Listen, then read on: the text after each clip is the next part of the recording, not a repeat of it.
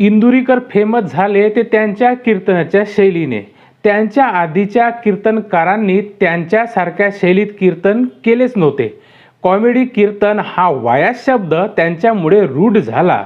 त्यांनी महिलांविषयी केलेल्या अनेक टिप्पण्या निसंशय खालच्या दर्जाच्या आणि हीन मानसिकतेच्या होत्या। व्यसनाविषयी आणि भरकटलेल्या तरुणांना ते झोडपून काढत हे योग्यच होते। वरवर त्यांचा आव आधुनिक कीर्तनाचा असला तरी काही बाबतीत ते मध्ययुगीन मानसिकतेचे पुरस्कर्ते होते हे स्पष्ट जाणवत असो, हा मुद्दा मात्र व्हिडिओचा बिलकुलच नाही।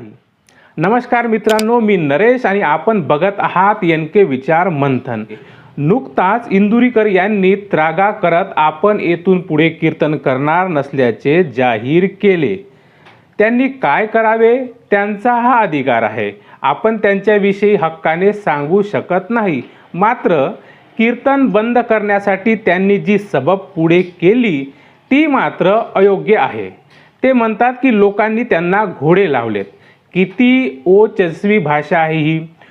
पोरींनी लग्नात गॉगल घालू नये, नाचू नये, गालांना मेकअप करू नये, डोळ्याखाली खाचात रंग भरू नये, लिपस्टिक लावू नये, वरात काढू नये आणि काढली तर त्यांनी त्याच्यात नाचू नये, अशा 100 गोष्टी ते खिदळत उड्या हाणत सांगत असत। लोक ही बारगुड्या गट टाळ्या वाजवत। लग्न साधीच केली पाहिजे, त्यात उधळपट्टी करू नये, कमी माणसं बोलावीत, लग्नाचा फालतूचा खर्च कमी करून तो पैसा सामाजिक कार्याला दिला पाहिजे, लग्नात बडेजाव करू नये, गाड्या आणि घोड्यांचे प्रदर्शन करू नये, ही सगळी त्यांची मते। ही मते चांगलीच आहे, यात दुमत नाही। नुकताच त्यांच्या मुलींचा साखरपुडा दिमाखात आणि थाटामाटात साजरा झाला। त्यांच्या मुलीला सर्व सुखे लाभोत असाच आशीर्वाद सर्वांनी दिलाय। मात्र त्याच वेळेस त्यांच्या विसंगतीवर बोट ठेवण्यात समाज मात्र मागे राहिला नाही, हे आता लपून सुद्धा नाही। त्यांनी ज्या ज्या गोष्टीवर टीका केली होती त्या सर्व गोष्टी त्यांच्या या सोहळ्यात साजऱ्या झाल्यात। त्यांची मुलगी गॉगल घालून कारच्या सनरूफमध्ये उभी राहून नाचली। आता या नाचण्याला माझा तरी आक्षेप नाही, त्यांचा मात्र नक्कीच होता। तिने मेकअप केलाय। त्यांच्या भाषेत सांगायचे झाले तर तिने नको ती सर्व थेर केली आहेत। मुलींनी काय करावे काय नाही हे सांगण्याचा त्यांना आता अधिकार नसून त्यांनी हिरे माणिक उधळीत तशी ही मुक्ताफळे उधळली होती, जी सर्वस्वी अश्लाघ्य आणि अस्थानी होती आणि आता ते कचाट्यात मात्र बिलकुल सापडलेले आहेत। इंदुरीकरांनी लग्न साखरपुड्याविषयी जे सांगितलं होतं त्यांच्या नेमकं उलट त्यांच्या कार्यात घडलेलं दिसतंय। नवरदेव डुलत आला आणि त्याच्या वरातीत नागिन डान्स, मुंगडा डान्स हे त्यांचे शब्द आहेत, झाला नाही। लोक झिंगले नाहीत, या गोष्टी वगळता बाकी सर्व तसेच झाले। आता यासाठी ते कुणाला बोलणार आहेत? ते म्हणतात की वराडी मंडळी भारतीय बैठकीत होती, जेवण वाढणारे वाढपी वारकरी वेशभूषेत होते, लग्नाला आलेल्या महिला मराठी साज नेसून होत्या इत्यादी। मात्र ते सांगत नाही की त्यांनी ज्या भपकेबाजीवर टीका केली होती ती त्यांना टाळता आली नाही। नाचणाऱ्या स्त्रियांवर टीका केली होती ते टाळता आली नाही। तुम्ही खुर्चीवर बसला की जमिनीवर बसला याला महत्त्व नाही, तुम्ही जे सांगत आला होता त्याचे तुम्हीच पालन केले नाही, हे मात्र फार महत्त्वाचे आहे। वाढपी वारकरी वेशात होते की नव्हते याला तितके महत्त्व नाही, जितके महत्त्व जेवणाचा मेनू कमी खाद्यपदार्थाचा होता की नव्हता याला महत्त्व आहे। कारण हा मुद्दा देखील ते कीर्तनात सांगत असत। एकच लापशी करत जावा, आमटी चपाती आणि भात पुरेसा आहे, घेरेबुंदी हे त्यांचेच कीर्तन आहे। आता ही सर्व त्यांची मते होती आणि आता त्यांच्याही अंगलट आली आहे। या विषयावर अतिशय प्रतिकूल मत मांडत सामान्य लोकांवर त्यांनी नेहमीच तोंड सुख घेतले। सबब जे स्वतःला कीर्तनकार प्रबोधनकार म्हणून घेतात त्यांनी दशकांपासून ज्या गोष्टीवर कडाकून टीका केली तीच गोष्ट त्यांनी केली असेल ती नैतिकता दृष्ट्या चूक होय। समजा त्यांनी अशा प्रकारची टीका त्यांच्या कीर्तनाद्वारे केली नसती तर त्यांनी हा कार्यक्रम कसाही केला असता तर त्यावर टिप्पणी करण्याचा अधिकार केवळ त्या लोकांना उरला असता जे अशा प्रकारच्या सोहळ्यांना फाटा देऊन आदर्श पद्धतीने लग्न, साखरपुडा आदी कार्यक्रम करतात. येथे इंदुरीकर नैतिकदृष्ट्या चुकलेले आहेत. आता लोकांनी त्यांना आरसा दाखवल्यावर त्यांना इतका त्रागा करून स्वतःचे हास्य करून घेतले तर त्यांच्या प्रगल्भतेवरचे प्रश्नचिन्ह अधिक ठळक होईल. आपण चुकलो हे प्रांजळपणे मान्य करण्याची उदारता त्यांच्या ठायी नसेल आणि त्यांना बोलणाऱ्यावरच ते नाराज असतील तर त्यांनी कठोर आत्मपरीक्षण मात्र केले पाहिजे. आधी केले मग सांगितले हीच संत संस्कृती आहे. बोले तैसा चाले त्याची वंदावी पाऊले असं उगीच म्हटले नाही. लोकांना उपदेश करणं सोपं आहे, पण आपल्याकडूनही त्यांचं पालन व्हावे.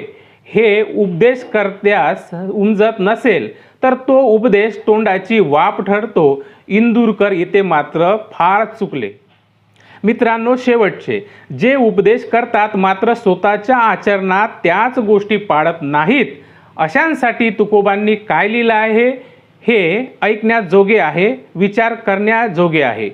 मुकी सांगे ब्रह्मज्ञान, जन लोकांची कापती मान, कथा सांगोती देवाची, अंतरी आशा बहु लोभाची, तुका म्हणे तोची वेळा, त्याचे हानोनी थोबाड फोळा.